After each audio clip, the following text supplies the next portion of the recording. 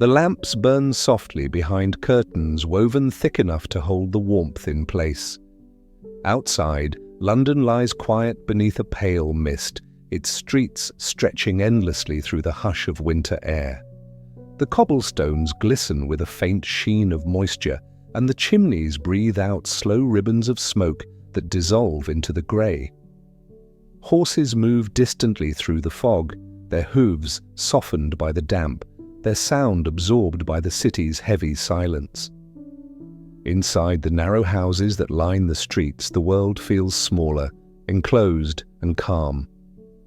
Candles glow in their glass holders, the gaslights hum with a low, steady whisper, and the rooms shimmer with the faint reflection of brass, polished by patient hands. Within these quiet walls, families move gently, their gestures measured, their voices subdued. The fabric of their clothes rustles softly, wool against wool, the color of dust and restraint. Everything feels contained, the heat, the light, the very air itself. The scent of coal mingles with rosewater, furniture wax, and the faint metallic trace of the city's breath. Every home holds its own rhythm, a slow, even pulse that marks the hours not with urgency but with endurance. It is the age of refinement, of symmetry, of carefully drawn boundaries. Life moves like the ticking of a clock, steady, ornamental, and sure of its pattern. Beneath this gentleness lies something quieter still, something the people cannot name. The air they breathe carries more than warmth. It carries the invisible dust of progress. The powders and paints that make beauty shimmer, the gases that make light glow, the unseen residue of a world built too perfectly to question. The walls themselves seem alive, holding their color with unnatural patience, their sheen reflecting every flame, yet hiding what seeps beneath. There is no sound of alarm, no shadow of fear, only stillness, deep and continuous, resting over each surface like sleep. The city exhales into the night, and the night exhales back. The fog thickens, the lamps blur, and London seems to fold inward, every light now part of one great pulse. The houses stand side by side in silence, their facades identical, their secrets buried in the calm of their own design. What moves within them is not danger, but duration, the slow breathing of time itself.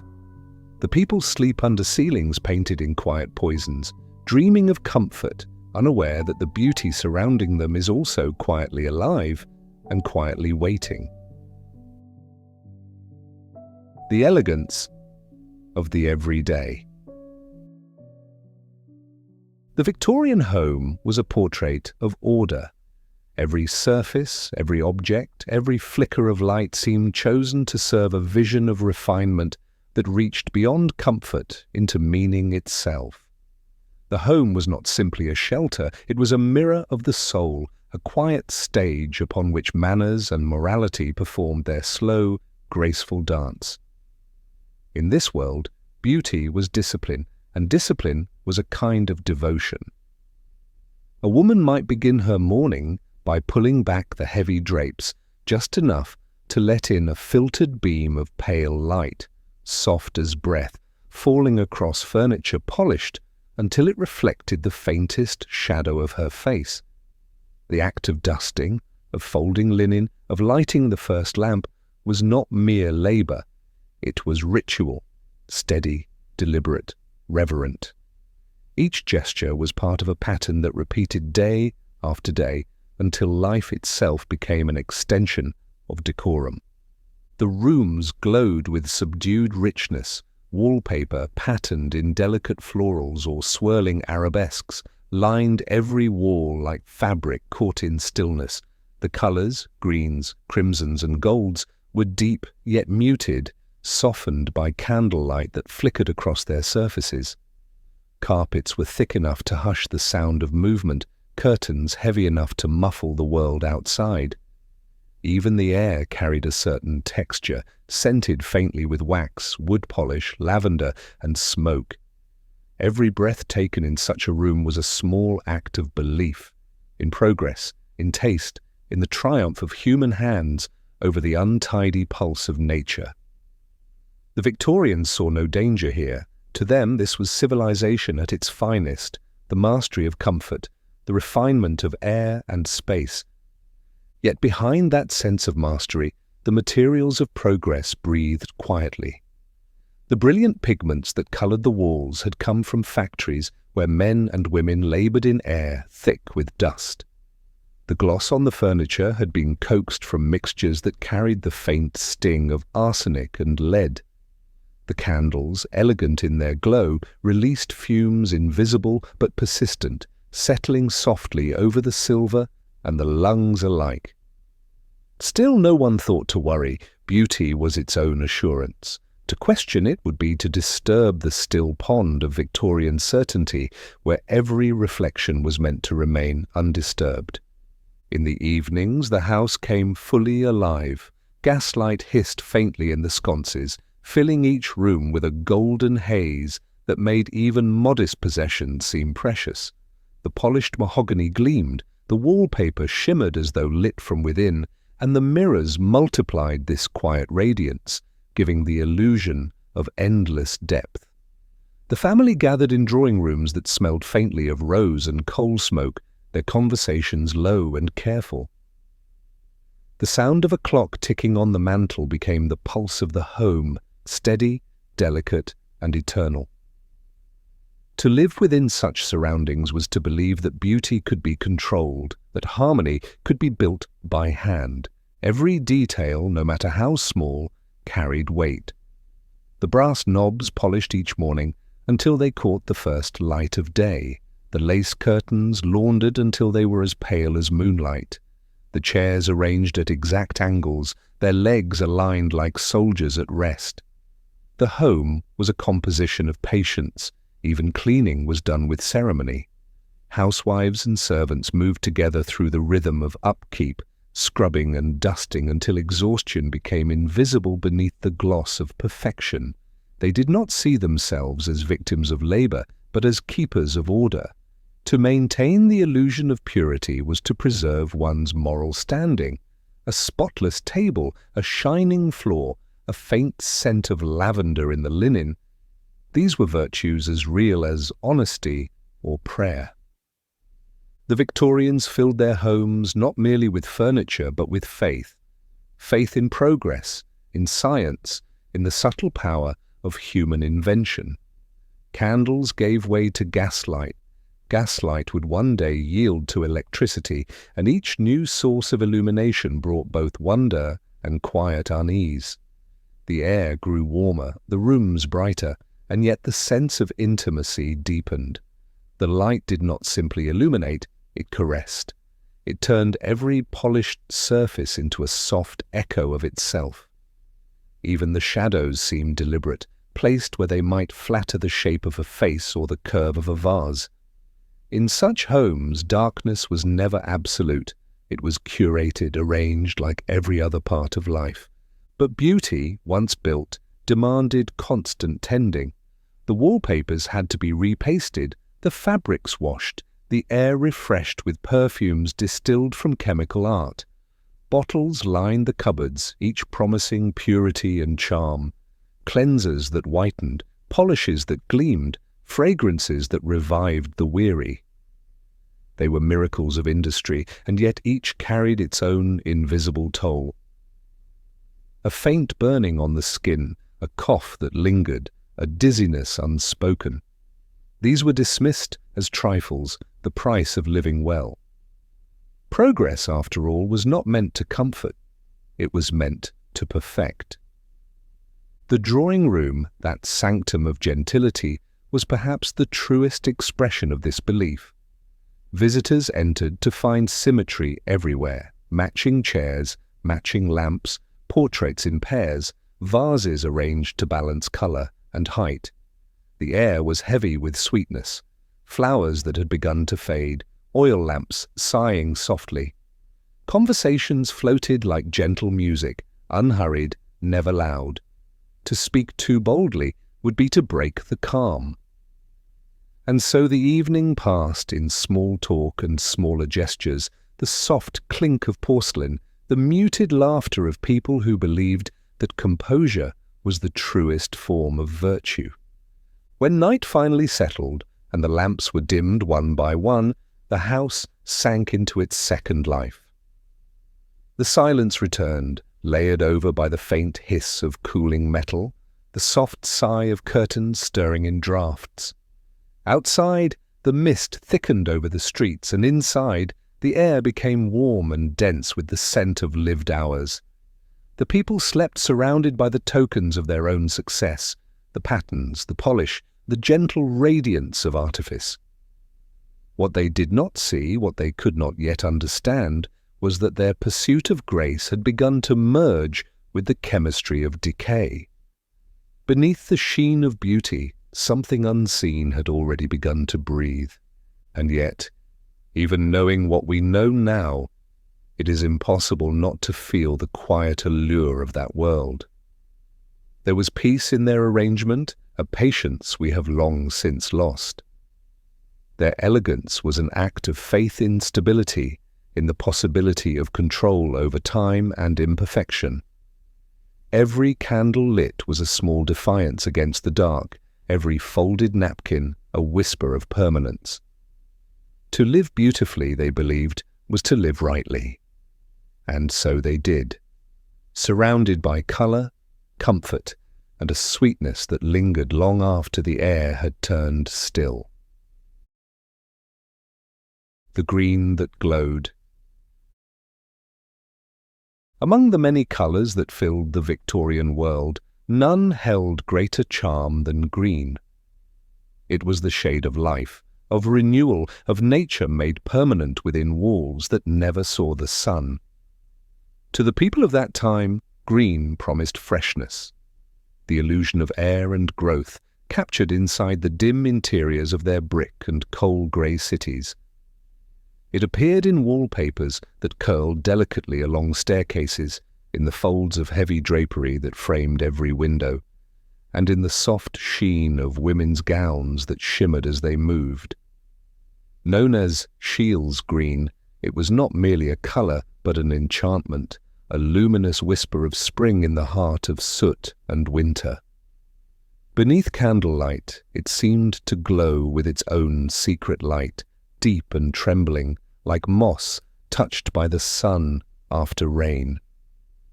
This shade did not come from nature, but from invention, a creation of chemistry rather than soil or leaf.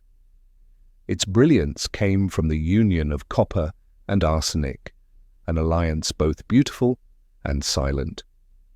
The pigment was mixed into paint, pressed into paper, ground into powder, and stitched into fabric. It was used everywhere beauty was meant to last. Rooms gleamed with it, parlours, nurseries, and bedrooms all shared its quiet pulse. In the faint, golden haze of evening, when the lamps were lit and the air was thick with warmth, the green walls seemed almost alive, breathing softly, pulsing with a light that felt too gentle to harm. Those who sat beneath them read, stitched, or drank tea, their eyes resting on the calm of the colour, never suspecting that what soothed them might also be shaping their breath. In homes of comfort and ambition, this green was a mark of taste. The wealthy lined their salons with embossed wallpaper, its patterns swirling like ivy or fern, while the modest brought its brightness into humbler rooms through fabrics and furniture.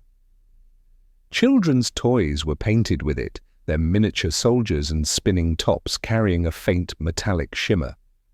Dolls wore dresses dyed the same colour, their porcelain cheeks glowing softly beside curtains of matching hue.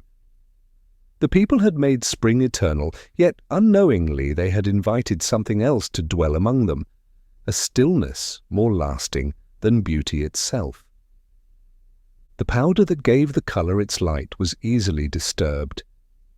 When the wallpaper was brushed or dampened by the London fog, it loosened, drifting invisibly into the air. It clung to fingers, to dust, to the folds of skirts. The motion of daily life, the opening of a window, the stroke of a duster, the sweep of a broom set the particles free.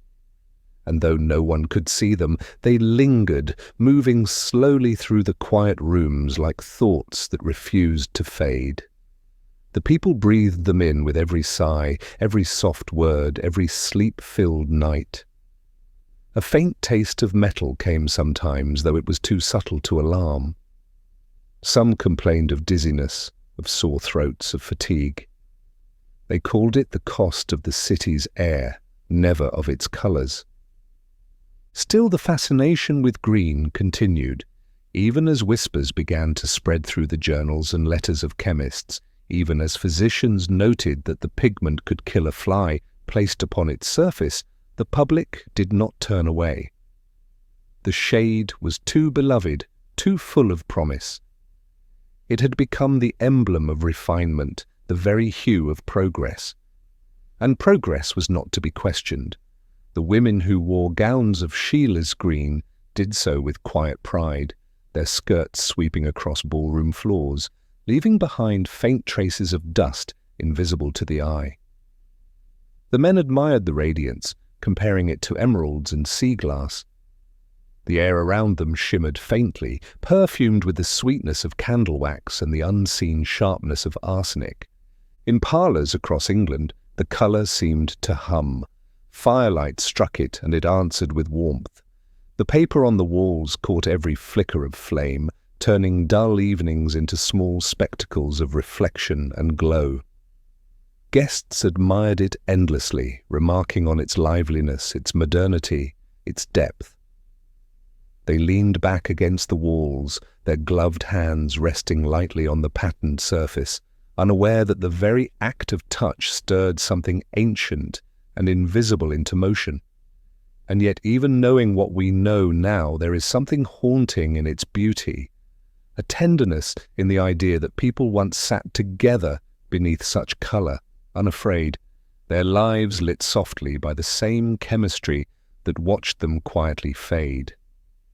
Factories beyond the city worked day and night to meet the hunger for this green. The pigment makers were anonymous, their hands stained and lungs raw from the dust of their trade. They mixed the powders in shallow bowls, the air thick with a glittering haze that caught the morning light. Few lived long at the workbench. Still, new workers arrived, drawn by necessity, and the colour continued to flow across Europe, across oceans, across time. The wallpaper makers pressed it into endless rolls, each pattern more intricate than the last. The world had decided that this colour was worth whatever it cost. As the years passed, small warnings appeared, brief, cautious, and often ignored. Newspapers wrote of strange illnesses among decorators, of factory girls who coughed up green dust, of households where pets sickened after sleeping by the hearth. Doctors spoke of poisoning, but their voices were faint against the louder chorus of admiration. The public loved what it could not see. Beauty remained the truest measure of success, and Scheele's green continued to glow across parlours, across gowns, across the delicate frames of nursery toys.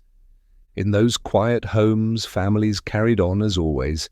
Mothers brushed the walls clean, fathers read by the fire, children played beneath the shimmer of the wallpaper's light. The air was full of soft sound, the rustle of paper, the crack of kindling, the whisper of breath. No one felt unsafe.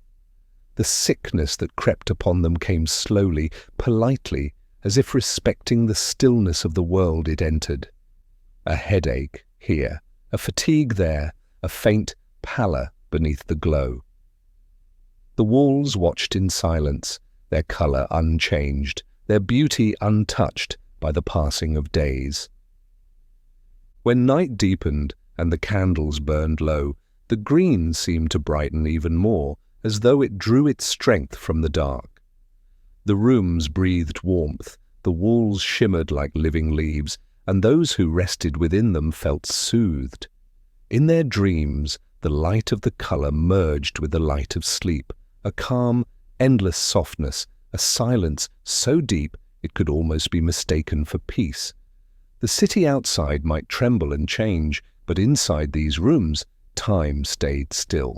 In the long history of beauty, there are few colors remembered like this one, not for its danger, but for its patience. It has faded now, replaced by safer pigments, yet its memory endures in the quiet green of museum walls and forgotten books. Scheele's green remains a story of contradiction, a beauty both luminous and silent, a color that glowed too perfectly to be innocent. It teaches even now that the most radiant things often hold within them the softest breath of sleep, and that the pursuit of loveliness once begun rarely stops to listen to the stillness it leaves behind. The fashion of stillness. In the heart of the Victorian evening, when the air grew warm with candlelight and the quiet murmur of conversation, beauty became a ritual, slow, deliberate, and sacred in its stillness. The rooms shimmered faintly, their walls breathing soft reflections of flame. The scent of wax and perfume mingled in the air, drifting between folds of silk and lace. Here, the women of the age prepared themselves for the night, each gesture a note in the unspoken music of refinement. Before mirrors framed in brass and wood, they stood beneath the dim glow, their movements careful, patient, unhurried. To dress was not vanity, it was order. Every layer of fabric, every trace of powder upon the skin was part of a language learned through generations, the quiet vocabulary of grace. The gowns themselves carried a kind of tranquility. Silk fell like water, whispering as it brushed across polished floors. The fabric seemed to contain the light, catching it, softening it, turning sharp flame into something tender. Beneath the weight of these layers, the body became an instrument of patience, lacing, fastening, adjusting, each action performed with precision, each breath held for stillness. The colors, deep greens and faint violets, were drawn from the same pigments that lived upon the walls.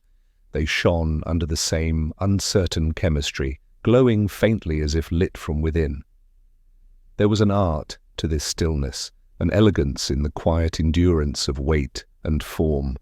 It was not comfort that mattered, but the calm appearance of control. The powders and creams, the oils and perfumes filled the air with sweetness and danger alike.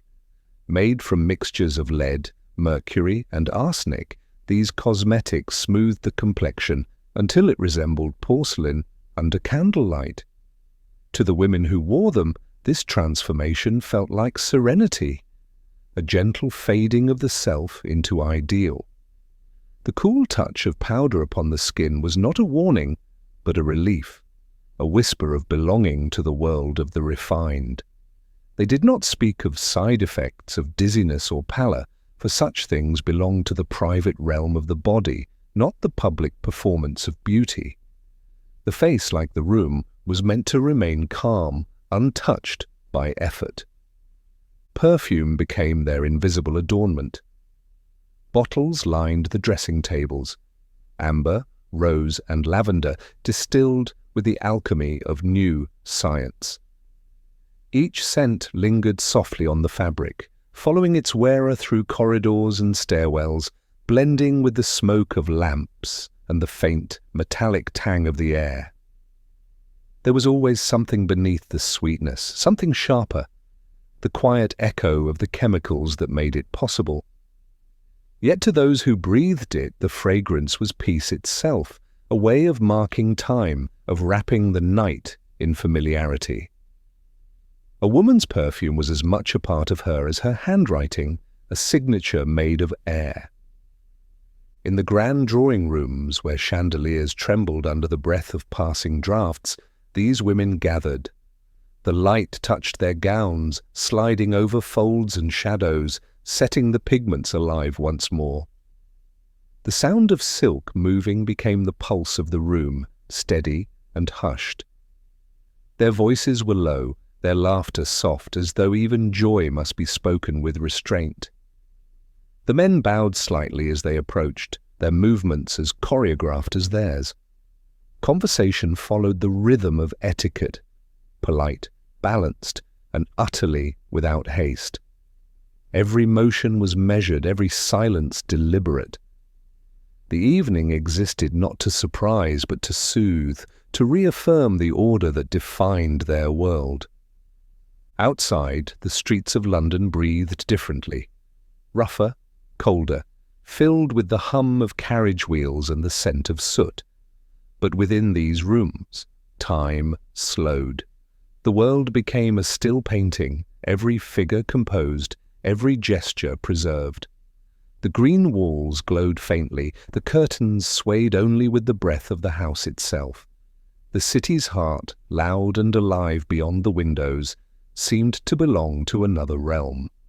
Here, life was performed as serenity, and fashion was its language.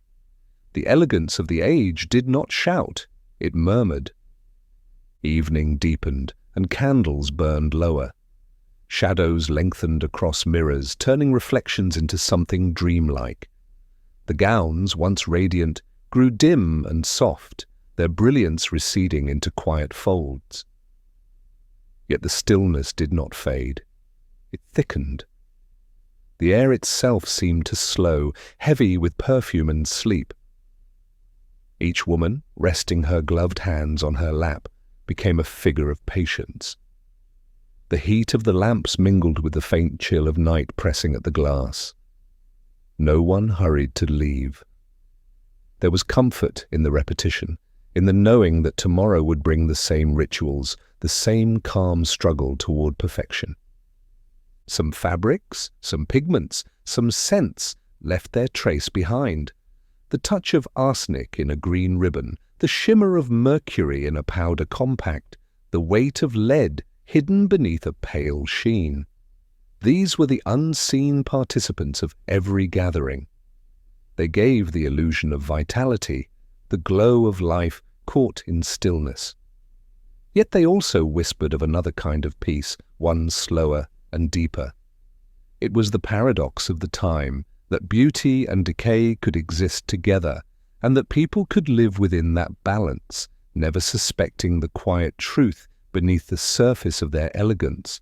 When the last candle was extinguished, when footsteps had faded, and only the faint scent of rosewater remained, the silence felt complete. The rooms still held their glow, faint and golden, as though the walls themselves remembered the evening. Dresses hung over chairs, gloves rested beside mirrors, powders settled in their jars. The air was warm and unmoving, filled with the residue of all that grace. And in that stillness, the house seemed to sleep, its beauty intact, its calm unbroken. The night outside continued, the fog drifting over streets and rooftops, while within, the fashion of stillness endured, patient, eternal, and utterly unaware of its own quiet cost. The air of progress. The Victorian evening unfolded in a hush of pale light. In every home the air seemed to shimmer faintly, as though invention itself had taken on a visible form. The gaslights burned with a steady hiss, their soft blue flames trembling within glass globes. Their glow filled each room with a calm, artificial warmth. Neither the flicker of candlelight nor the full blaze of day, but something in between, something crafted. This new light was considered pure, a triumph of science, a small sun contained and obedient. Beneath it, the walls glowed gently, the brass fixtures caught tiny halos, and the shadows withdrew to the corners where the light could not quite reach. It was in this half-lit stillness that life unfolded, slow, deliberate, and proud of its refinement. Families gathered in the dining rooms where porcelain dishes reflected the golden haze. The table was set with quiet precision, bread cut neatly, milk poured into white jugs, tea steeping in delicate cups. The scent of food mingled with that faint mineral tang that gas left behind, though no one noticed it anymore. It had become part of the atmosphere, the invisible hum of progress, the breath of a modern age. Outside, the city exhaled the same air, thick with smoke and mist, the smell of coal drifting through the streets like an unending sigh. Chimneys lined the skyline, each releasing its slow plume into the pale London sky. From afar, the whole city seemed to glow, a vast, living hearth. The people trusted what they built. They believed in the promise of control, of mastery over nature's darkness. The hiss of gaslight, once startling, became the sound of comfort. It marked safety, routine, and the certainty that light could now belong to them, at the turn of a valve, at the spark of a match. Yet this faith came with a quiet blindness. The same air that warmed and illuminated also thickened with unseen fumes. Each breath carried more than warmth. There were particles too small to notice, gases too subtle to smell, a chemistry unfolding silently between one inhale and the next. The lamps were everywhere, in parlours, in kitchens, along the polished corridors of houses that prided themselves on modernity. Their metal pipes ran through the walls like veins, carrying the invisible flow of invention. Servants lit them at dusk, moving from room to room with practiced ease, their shadows dancing briefly before fading into the new brightness. When the lamps caught, the flame glowed steady, calm, obedient. It was the language of progress written in light. Families took comfort in it, even as it transformed their air into something denser, more delicate. The faintest dizziness after supper, the subtle heaviness in the chest, the soft headaches that came and went. These were not yet symptoms. They were simply the texture of modern living. The streets, too, belonged to this light. Gas lamps lined every road, standing like sentinels above the wet stone. At dusk, the lamplighters appeared, men carrying poles tipped with small flames, touching one lamp after another, until the whole street awoke in a slow wave of gold. The city glowed not from the heavens, but from its own creation. Pedestrians moved through it quietly, their faces catching fragments of brightness. The fog diffused the light into halos that hovered above every corner, turning even the narrowest alley into something dreamlike. London had become a constellation turned inward, a sky brought down to earth. Inside, the hum of progress deepened. The gas hissed through pipes, the ovens burned hotter, the rooms filled with warmth that felt both alive and endless. The Victorians prided themselves on efficiency. Coal and gas were the twin hearts of civilization, fire tamed and bottled for human use. In kitchens, the new stoves roared gently, their heat steady enough to bake bread or boil water without the unpredictability of wood. Yet the air thickened, faintly metallic, faintly sour. The servants coughed but carried on. The children slept beneath ceilings that breathed warmth and poison alike.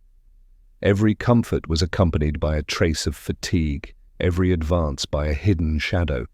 But no one could see the danger. The light was too beautiful, too perfect to distrust. Visitors admired the golden glow, how it softened faces and made silverware gleam like moonlight. Painters wrote about it, poets praised it. It became a symbol of human triumph. Proof that science could illuminate even the darkest corners of life. The faint smell of gas in the hall was dismissed as nothing more than the scent of modernity. The occasional explosion, when a leak met a spark, was tragedy, yes, but an understandable one. Progress always demanded its price. People continued to light their lamps. The city continued to glow. There was something almost sacred about that nightly ritual. The lighting of the lamps marked the transition from labor to leisure, from the noise of day to the quiet hum of evening. Families gathered in the parlour as the first lamps caught, the soft hiss announcing that the night would be gentle. Mothers read aloud, fathers smoked their pipes, the children played on the carpet. The light touched everything with calm. It gave shape to the rhythm of domestic life, the slow meal, the whispered story, the final extinguishing of flame before bed.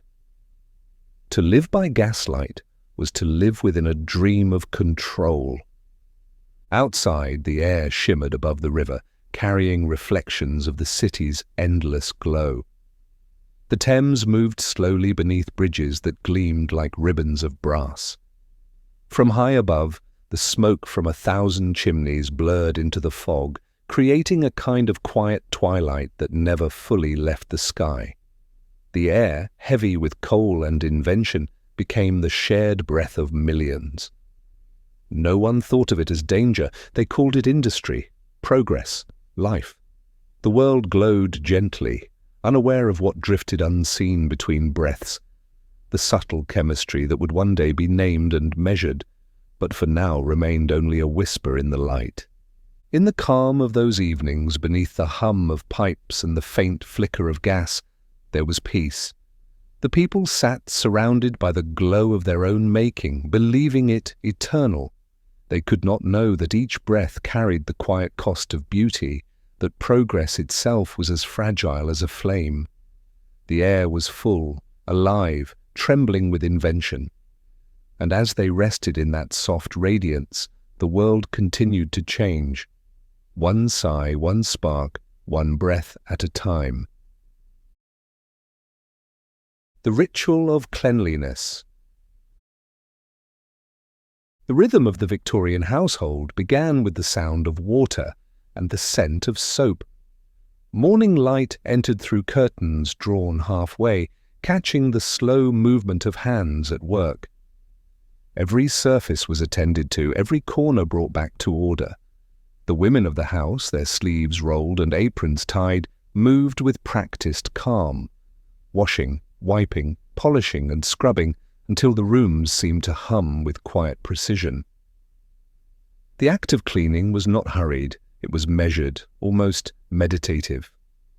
A soft cloth passed over brass and wood, the sound low and rhythmic, like breathing made visible. To care for a house was to steady the world around it. Each stroke of the hand smoothed more than dust.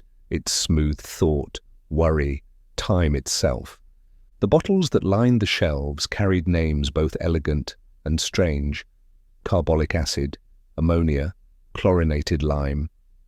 Their glass was cool and heavy, the liquids within clear as rain or tinged faintly blue. The air filled with their sharpness, a scent that clung to fabric and fingers alike. It was the smell of progress, of purity, of control. The sting in the lungs was accepted as proof that the air was being cleansed, that danger was being pushed back. Housewives poured the mixtures into bowls, dipped their cloths and pressed on with steady patience. The floors glistened with moisture, the furniture with light. Even when eyes burned and hands ached, there was satisfaction in the gleam left behind, a small victory over decay. The task was endless by design. Dust returned as faithfully as dawn, yet the repetition brought comfort. To polish was to believe in renewal, in the possibility that care could hold the world together. Every day the same rhythm began, the sound of water poured, the faint hiss of a cloth against wood, the sweep of the broom. It was a song without words, and the house itself seemed to listen. The scent of ammonia lingered in the air, mingling with the faint sweetness of soap, a perfume of effort and calm. Outside, the city might grow chaotic, factories roaring, streets blackened by coal. But within these rooms, order reigned. The balance of cleanliness was not about beauty, it was about peace. In smaller homes, cleaning was a shared act. Children carried buckets from the pump, mothers wiped the walls and hearth, and fathers repaired the small things that kept the house whole. The tools were simple: brushes of straw, rags worn soft from years of use, basins of hot water drawn fresh each morning. There was a method to every gesture, always top to bottom, always light to dark, always with the windows open when the weather allowed. The air shimmered faintly when sunlight met the mist of cleaning, the room alive with small motion. Each drop of water caught a glint before disappearing into cloth and wood. The wealthy, too, observed this ritual, though from a distance.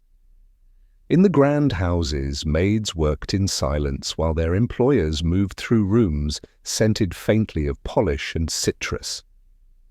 Silver was cleaned with powders that left fine dust in the air. Mirrors shone like water, and the marble floors glowed under candlelight. Cleanliness was both labor and display, a reflection of discipline, an unspoken measure of control. Even the act of breathing in such air, purified by effort, was meant to reassure. It told of safety, of refinement, of the modern belief that purity could be made visible. Yet beneath the calm gleam lay quiet hazards. The same chemicals that brightened wood and linen left invisible traces upon the skin. Carbolic acid whitened fingertips, ammonia cracked them, lime dust settled in the lungs. The women who scrubbed most often were the ones who coughed through the night, their breath shallow but steady, their pride untouched. They did not think of illness, they thought of order. The pain in their hands became another sign of care, another proof that life, though fragile, could be maintained through effort alone. To clean was to erase chaos. Dust was not merely dirt, but disorder, a reminder of the world's slow collapse back into earth. Every sweep of the brush, every cloth wrung out, was a quiet refusal to surrender. The Victorian home, in its brightness, held darkness at bay. The windows gleamed, the scent of lemon and chlorine replaced that of coal and damp. The air itself seemed newer. And when the work was done, when the rooms finally stood still, the silence that followed was deep and full. The house exhaled, and so did those who tended it. Evening brought rest, but the tools of the day remained where they could be seen. The pails drying by the door, the rags hung neatly beside them. Their presence was reassuring, a reminder that tomorrow would begin again in the same way. Routine was its own kind of faith, its own quiet form of endurance. In that repetition lay meaning, not in words or reward, but in the steady assurance that order could always be restored, no matter how often it slipped away. Outside, the city dimmed beneath the weight of fog and smoke. Within the houses, though, the air remained sharp and bright, marked by the touch of human persistence. The faint burn in the throat, the lingering scent on the hands, the ache in the arms. These were not complaints, but evidence of life well kept. The lamps glowed softly, the polished furniture reflected their light in small golden circles, and the walls seemed to hum with quiet satisfaction. When night finally fell and the house grew still, the scent of the day's work lingered, not harsh now, but gentle, fading into something like calm. The world outside might change, but inside the ritual endured. The rooms rested in their order, the air cool and clean, the silence deep and soft. In that stillness, the Victorian home seemed almost alive, breathing in the faint memory of labor, exhaling peace. The dust would return with dawn, but for now the house slept in its own kind of purity. The scent of comfort. In the heart of the Victorian home, comfort had a fragrance. It drifted quietly through the air, soft and constant, a tapestry of scent woven into every room. Perfume and polish, lavender and rosewater, candle wax and soap. Each one carried its own quiet memory. The smell of polish meant order. The faint sweetness of flowers meant care. The warmth of melting candles meant evening had arrived. The air was never truly still. It moved slowly like breath itself, carrying the trace of each hour, each gesture of domestic peace. It was an atmosphere built not only of materials, but of moods, something between illusion and devotion. To live in such a home was to move through invisible layers of fragrance, as if comfort could be held in the air itself. Candles were the first and final act of the day. In the morning, their remains were gathered, the soft wax scraped and reshaped. At dusk, new wicks were lit, their flames small but certain. The smell of burning wax, faintly sweet and faintly smoky, filled the corners of every room. It clung to curtains, soaked into linen, settled into the wood of furniture. When the air cooled at night, it mixed with the scent of polish and flowers, creating a warmth that was not heat, but memory. Even the smallest household found ways to fill its rooms with scent, a dried sprig of lavender, a few petals pressed between cloth, a candle kept burning longer than needed. The glow and fragrance were both symbols of calm, reminders that light and gentleness could hold back the dark. Polish, made from beeswax and turpentine, had its own quiet perfume. It smelled of the hands that used it, of patience and repetition. The act of polishing was not only work, but meditation. A woman would rub the same circle into a table until the surface reflected her own stillness back. The scent deepened with each stroke, mingling with the warmth of effort until the whole room seemed to breathe along with her. It was a smell of presence, not overpowering, not fleeting. The scent of care made tangible. The wood shone softly, the air shimmered faintly, and the rhythm of maintenance became the rhythm of peace. And then there were the perfumes, bottles of delicate glass resting upon dressers and mantels, filled with the liquid grace of the age. Inside them swirled mixtures of rose, violet, bergamot, and sometimes a whisper of ether or benzoin. Their scents were refined yet human, lingering where touch had been. To wear perfume was to carry serenity. A few drops behind the ear, a touch upon the wrist, and the air around the body became lighter, softer, more deliberate. It was not for seduction, but for composure. The scent said, "I am present," but quietly. When one entered a room, the air changed before any words were spoken. It was the language of calm, understood without sound. Flowers filled the rest of the silence. Some were fresh, arranged in porcelain vases beside windows.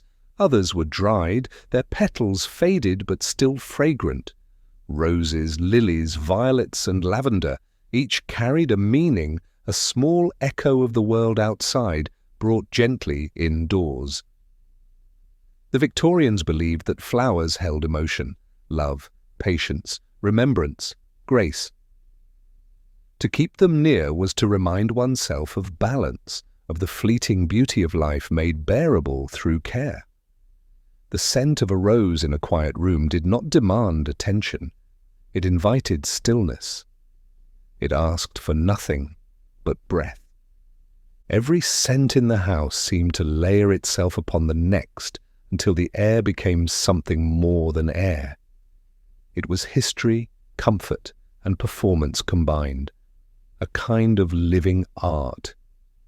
Visitors noticed it first, the fragrance that greeted them at the door.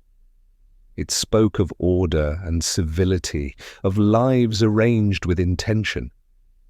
Yet beneath that calm perfume lingered traces of what it concealed, the smoke of coal from nearby chimneys, the faint chemical bite of cleaning agents, the dust that never truly disappeared.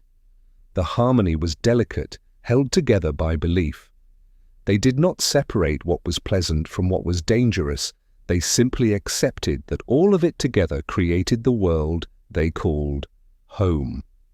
In the bedrooms, the scents softened further.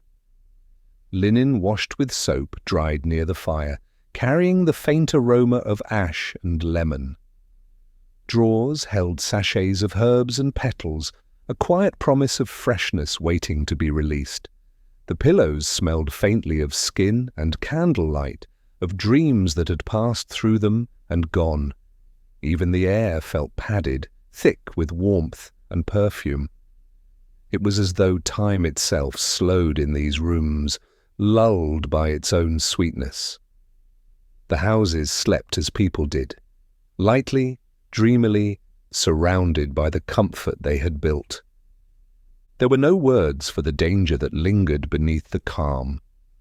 The gases from lamps, the vapours from perfumes, the dust of pigments, all moved silently through the air, invisible companions to the sense of peace. Yet to those who lived there, this was not danger, but familiarity. They measured the health of a home by its smell. A clean scent meant safety, a rich one meant comfort. The air was trusted more than understood, and so generation after generation the houses exhaled their mixture of polish and perfume, and people continued to breathe it in, unaware that calm could have a cost. As night deepened, the sense of the day lingered. The last candle burned low, releasing one final breath of wax and smoke. The air cooled slowly, carrying with it the memory of all that had been polished, cleaned, perfumed, and lived within. The rooms held their glow even after the light had gone, their air thick with the perfume of gentleness. And in that mixture of rose, wax, and warmth, the Victorian house slept. It was a sleep not of exhaustion but of quiet satisfaction, the rest that follows after perfect order, after every surface gleams and every breath smells faintly of grace. The innocence of childhood. In the soft stillness of the Victorian home, childhood unfolded like a slow melody. The air was warm with the scent of sugar and polish, of wool and wax, of things newly made and carefully kept. Morning light slipped through the curtains and touched the painted ceilings, scattering faint reflections onto the toys below. Tin soldiers stood in quiet ranks, their uniforms bright in red and gold. Wooden horses leaned against walls lined with patterned paper, their painted eyes wide with perpetual motion. Dolls sat in their corners, silent companions dressed in lace and velvet. Their glass eyes caught the light, reflecting the calm brightness of the room. Every object seemed alive in its own way, not with movement, but with waiting, with presence, with the soft hum of time itself. The floor was a landscape of play, marked by small hands and endless imagination. Marbles rolled between the wooden boards, rattling softly before disappearing beneath the furniture. Tiny carriages trailed ribbons, spinning wheels leaving lines of dust on the polished surface. Each toy bore the marks of care. A chipped corner, a dulled colour, a piece of string holding something together. Yet in the eyes of the children, everything was whole. They played in perfect circles, inventing worlds that lived only as long as the hour allowed. The laughter that filled the room was not loud, but bright, a sound that seemed to belong to the house as much as to them. It echoed lightly against the painted walls and drifted upward into the quiet air. The walls themselves were a gallery of dreams. Their colours glowed gently in the afternoon light. Deep greens, soft blues, the pale gold of patterned borders. These pigments, made from copper, lead, and arsenic, were the pride of modern progress, the very mark of civilization, refined. Yet they breathed softly into the air, unseen and unfeared. The children leaned against them, drew near to admire their brightness, traced the shapes of flowers and birds with small fingers. The colour clung to them, delicate and invisible, settling onto skin and fabric alike. To their mothers, it was beauty. To time, it was memory. Dolls were the quiet witnesses of these days, Their porcelain faces, smooth and pale, were painted with faint pinks and soft greens, the same hues found on wallpaper and gowns. Their hair was spun from silk, their lips shaped into unchanging smiles. They watched from shelves and windowsills, their glass eyes following the slow movement of the room. At night, when the candles burned low, the dolls caught the last flicker of flame and held it like a secret. To a child, they were friends. To the air around them, they were silent participants in a grander story. One written, not in words, but in colours and dust. The mothers moved quietly through these rooms, their skirts whispering against the floor. They arranged toys into neat rows, adjusted drapes to soften the light, straightened the lace on a doll's dress. Their presence was calm, their eyes warm. They believed themselves protectors of innocence, keepers of harmony. The world beyond the walls might be harsh, full of soot and clamour, but here, within this gentle order, childhood was safe. The air was clean, they thought, scented with lavender and bread.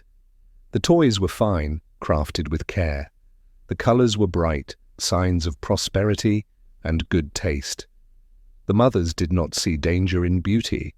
They saw only comfort reflected back to them. Afternoons passed in this rhythm of quiet play. The ticking of a clock mingled with the soft clatter of wooden blocks. A cat slept near the fire, its breath rising and falling in time with the children's laughter. Outside, the carriages rolled by on cobblestones, their wheels faintly audible beneath the hum of the house. Inside, the light shifted slowly, moving from one corner to the next. The day lengthened, and the room seemed to glow from within. The air thick with calm, with dust, with the scent of life being gently lived. Sometimes a toy would break, a wheel lost, a ribbon torn, and there would be a brief stillness, a quiet breath of sorrow that passed as quickly as it came. The mothers repaired what they could, wrapping glue and thread around small fractures, turning flaws into traces of care. A mended toy was not a ruin but a continuation, another chapter in the story of touch. The children accepted this without thought. They knew that everything in their world, from dolls to daylight, was meant to fade and return, to wear and mend, to begin again. The innocence of the age was not ignorance, but faith. Faith that what looked beautiful must be good. The wallpaper, the dresses, the toys, the very air itself seemed to prove it.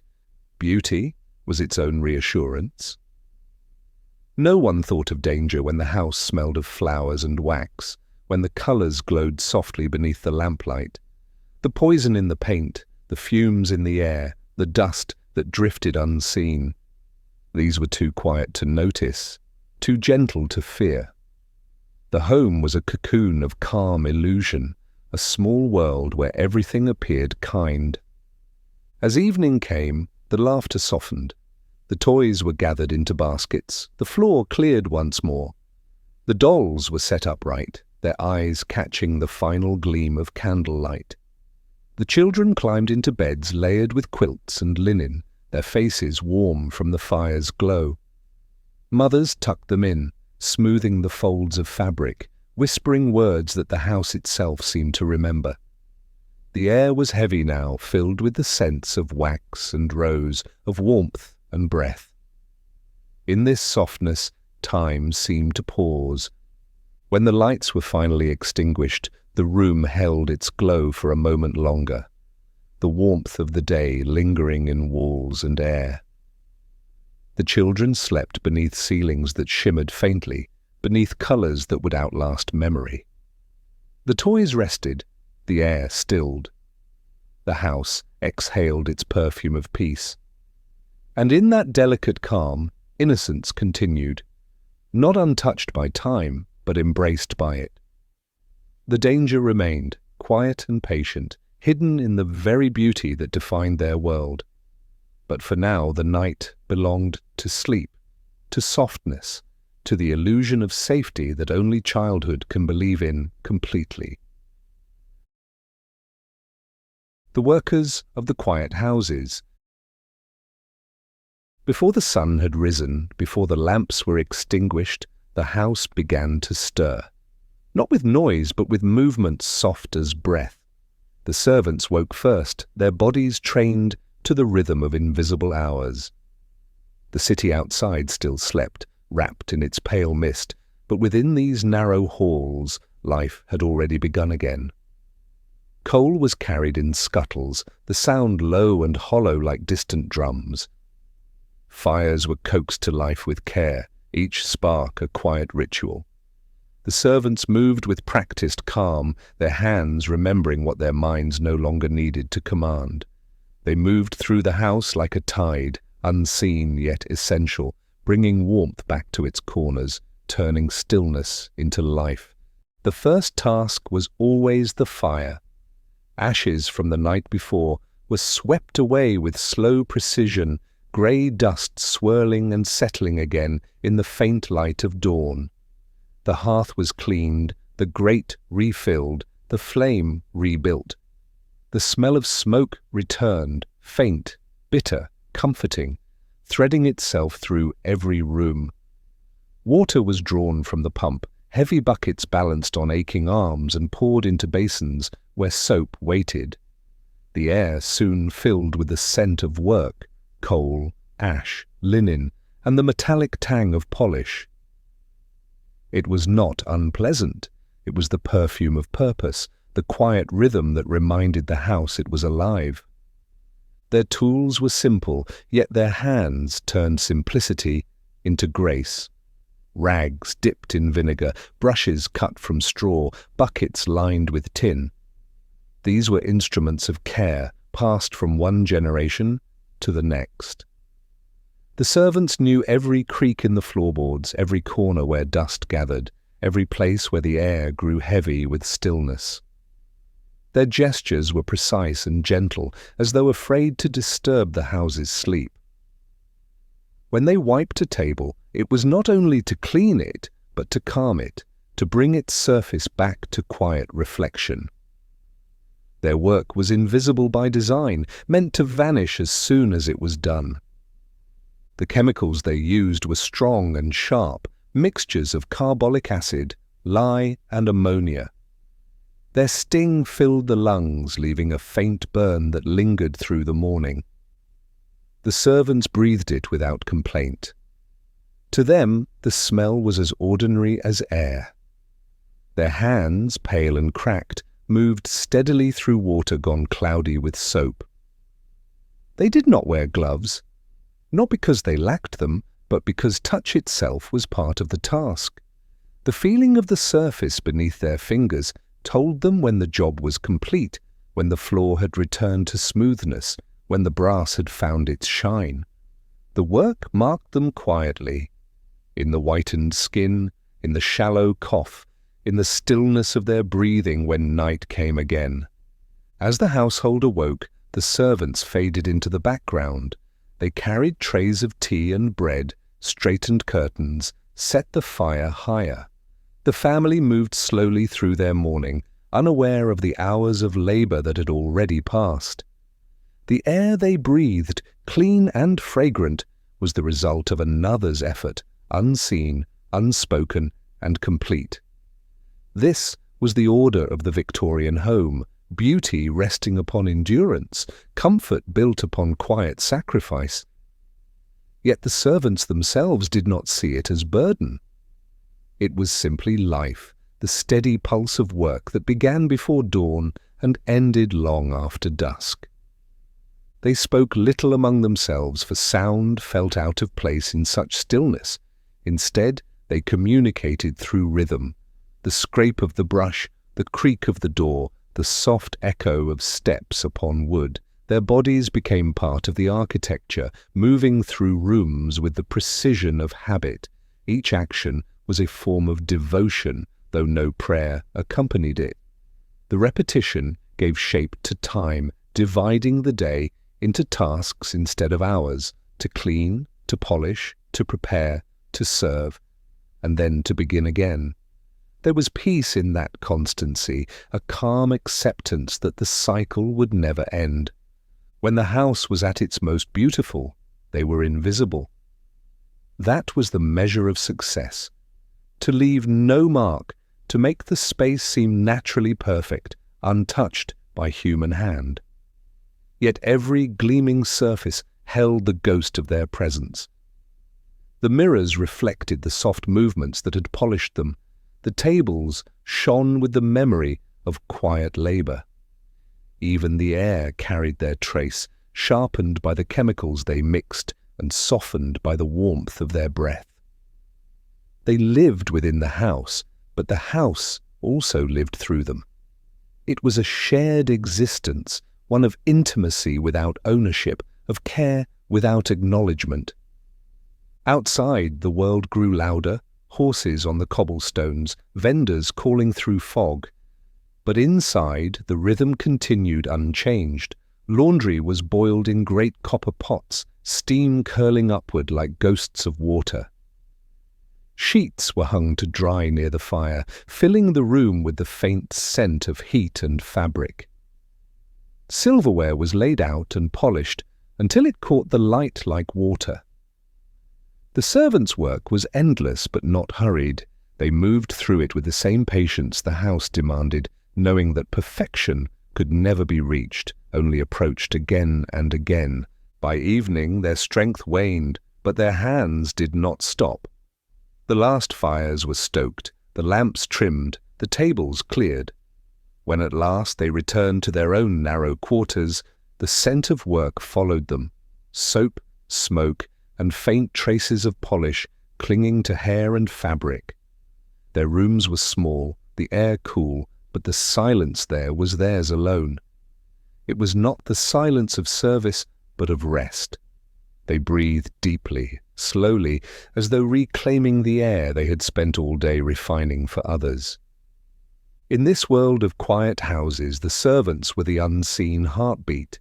They carried warmth from room to room, guarded the flame through the night, and gave form to order itself.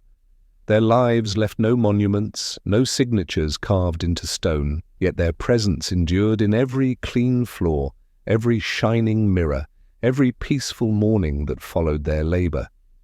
They were the memory that the walls could never speak, the invisible caretakers of calm. When dawn came again, they would rise before it, not out of duty alone, but out of rhythm, out of the simple, enduring grace of those who keep the world from falling into cold. The fading glow. Time, like light, moved softly through the Victorian house. The world outside shifted, slow and certain, and within its rooms, change arrived not with noise but with quiet substitution. The faint hiss of gaslight that once filled the evenings began to disappear. New wires crept along the walls, fine and gleaming like veins of silver, carrying a new kind of fire, electric, silent, clean. The flame no longer flickered, it hummed. The air no longer trembled with smoke, it stood still. Rooms that had once lived by the uncertain rhythm of candles and gaslight now breathed beneath a steady glow. The shadows changed their shape, but not their purpose. They still gathered gently in corners, folded themselves behind furniture, resting where the light could not reach. Progress had come, yet it arrived quietly, like dawn spreading over a familiar landscape, illuminating but never disturbing. The walls, once alive with color, were repainted in softer tones.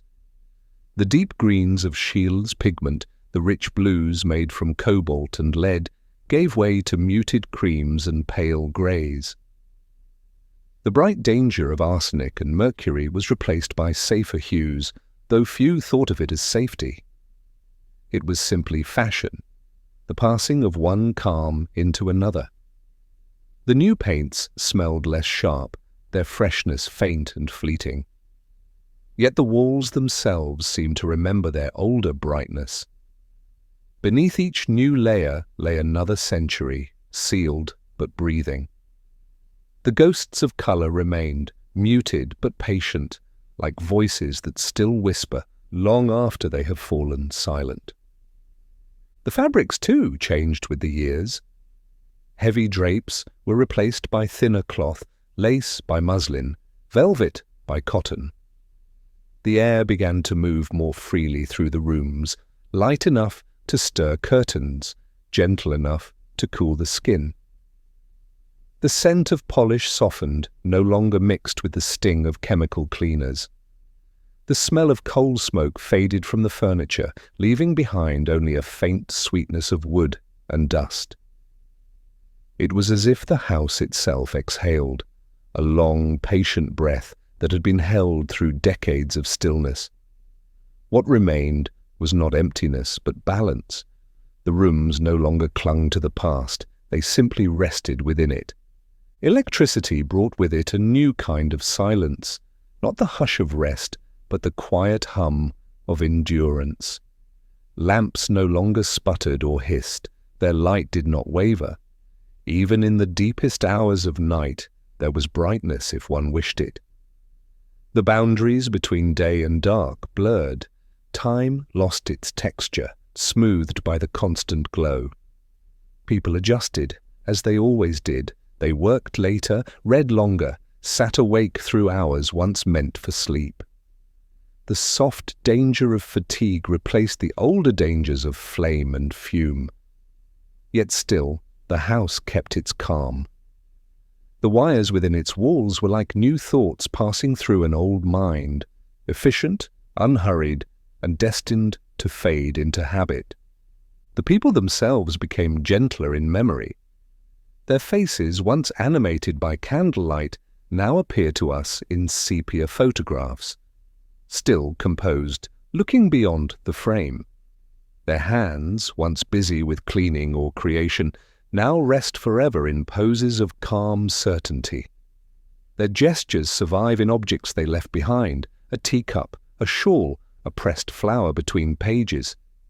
Each carries the faint perfume of a life once ordinary, once present. They lived without knowing they were being remembered. Their existence was simple persistence, the same daily rhythm of tending, cleaning, caring, and resting. And yet, that quiet repetition became the shape of history itself. The houses, emptied of their first inhabitants, remained steadfast. Their stairs continued to creak, their doors continued to sigh. Dust found its way back, as it always does, layering itself gently over wood and glass. Light fell differently now, cleaner, cooler, less forgiving. But the symmetry of the rooms endured, the angles of windows and mirrors still aligned, the placement of furniture still spoke of balance. Even as technology transformed the world beyond their walls, the homes themselves kept their slow heartbeats, each one a small echo of a time when progress was measured not in speed, but in patience. Outside, cities grew louder, machines filled the air with sound, and smoke once again drifted into the sky.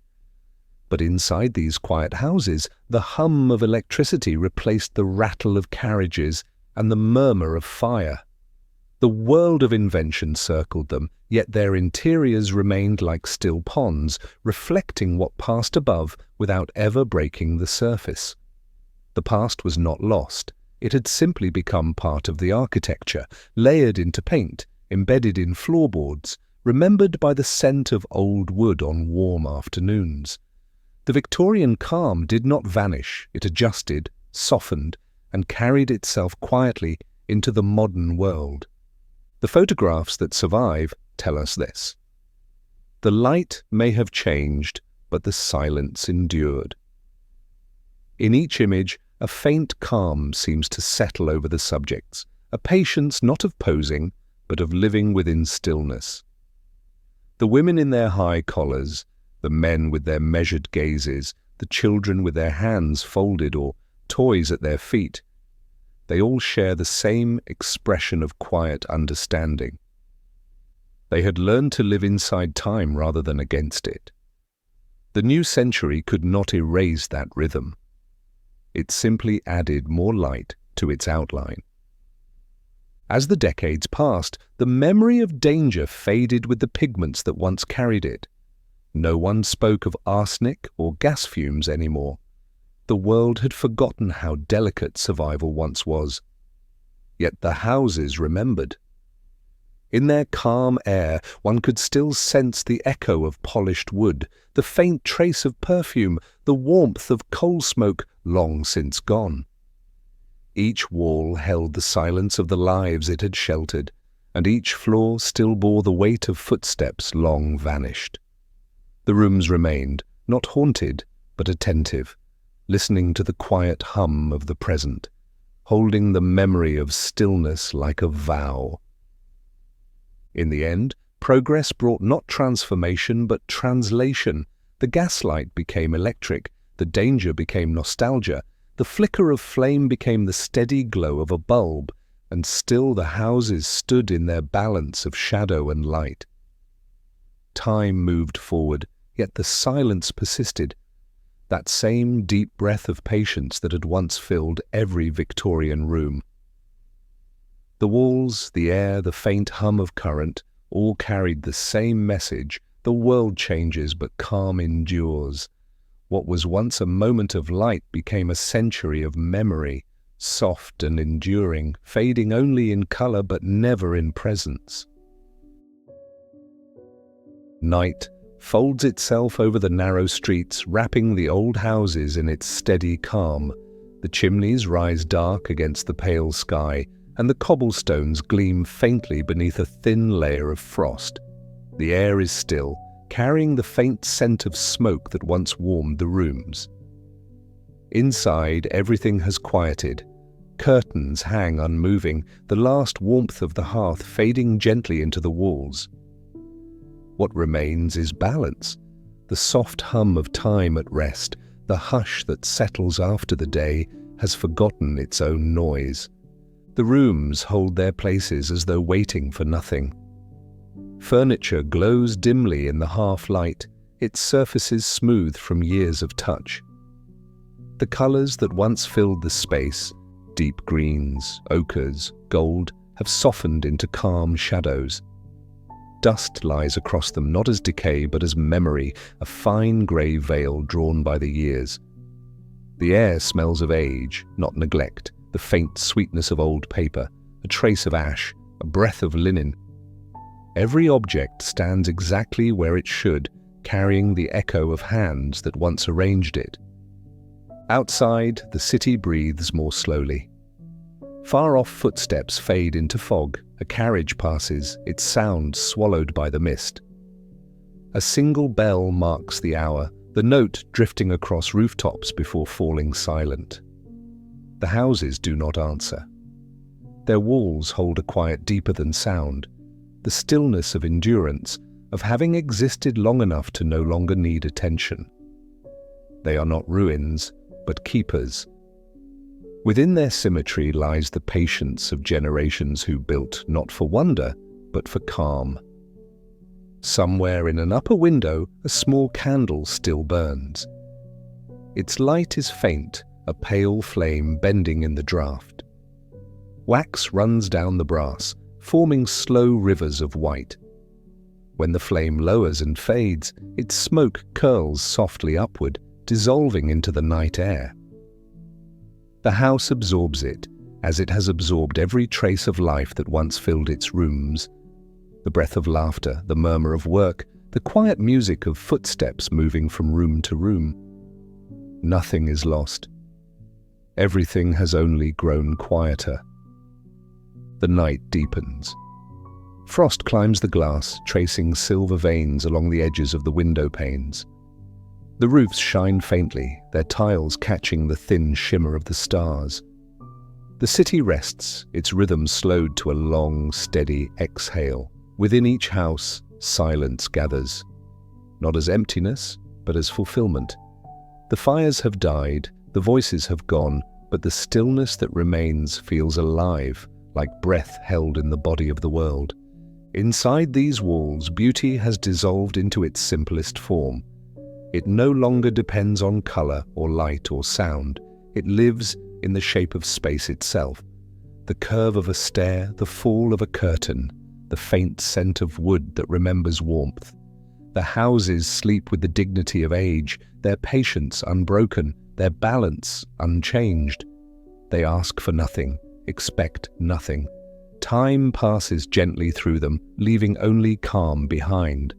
Beyond the rooftops, the horizon begins to pale. Dawn waits, still distant but certain. The world shifts, not with noise but with breath, the soft awakening of light across the darkened stone. The houses do not stir.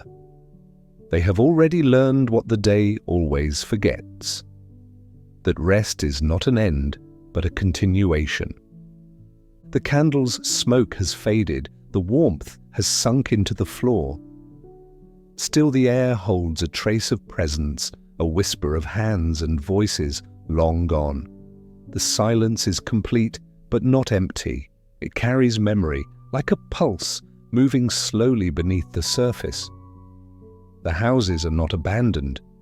They are simply asleep, dreaming of what once was and what will quietly return. And as the first thin light touches the chimneys, the city exhales once more. The frost gleams, the air clears, and the silence remains. Whole, patient, eternal. What was once a world of motion has become a world of rest. Every wall, every floorboard, every forgotten object hums with the same quiet truth, that beauty endures not in brilliance, but in stillness. The night has ended, but its calm lingers. The Victorian house sleeps on, gentle and unbroken, breathing softly within the endless rhythm of time.